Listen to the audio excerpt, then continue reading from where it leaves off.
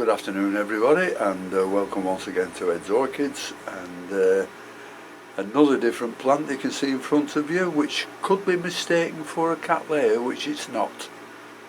It is in fact Epidendrum ciliare.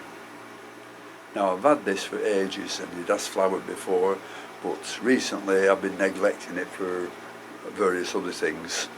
It's not doing very well at the moment. It looks a bit dehydrated, so I'm going to have another do at this one because the flowers are absolutely gorgeous when they do flower. They're sort of what I might call a wispy white with long trailers, absolutely beautiful. They do prefer warmth, but they'll tolerate temperatures sort of down to the low 50s and stuff like that. They like as much light as possible, and this is what I haven't been giving them. I've been keeping them in the shade, so that's another reason why they're not doing so good. But they like as much light as possible without causing any sunburn. They like to be dry between waterings, but that goes for most of epidendrums. But this one, the ciliare, likes a bit more water than the other epidendrums. It's not fussy about fertiliser, it just likes the usual stuff you feed your other plants on. Some say you can grow these mounted, or you can grow them in an open bark.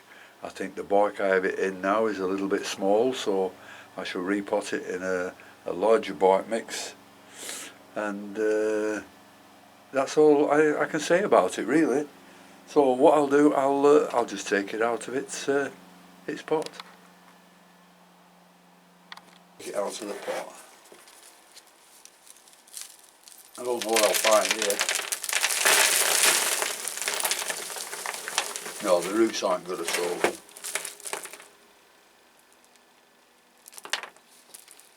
The roots aren't good at all. You can see the growth and you know how many growths it's had, and this one's here going black and dying off.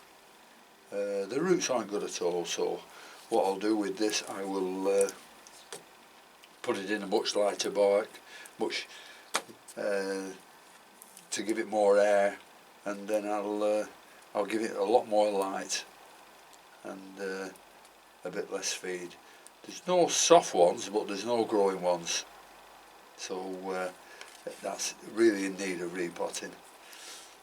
In fact, no, I won't split it. I thought to split it and make it in two, but yeah, it could do. It could do. I might just do that. I'm just going to use some extra large bark which I have here, and put it in one of these pots that let the air in and don't let the roots out. Unlike the cattleyas, where I like the roots to come out through the holes in the side.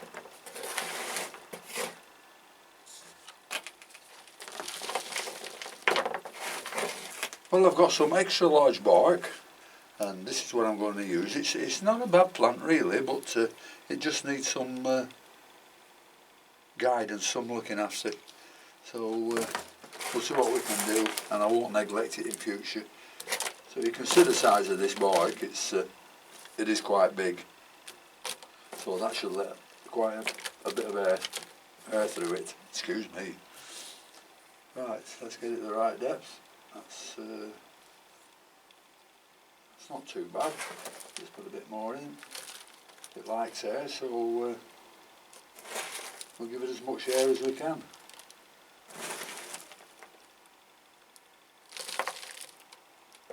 I'll put all this on, and then I'll wire the canes up again, you know, to keep them in a bit of an order.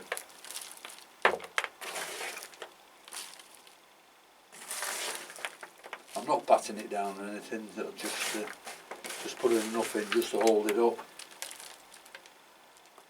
and then that'll do. It's a bit slack, but but it should, you know, it should grow some more roots and bed itself down nice and firmly. So that's about all I can tell you about this one. I just wanted it wiring up like so, you know, to keep it up, but it's not too bad at the moment, so I think I'll leave it. So I'm just going to give this a lot more light and a bit of warmth, and we'll keep our fingers crossed what happens to it. In fact, I think I'll put it on the warm sand bed.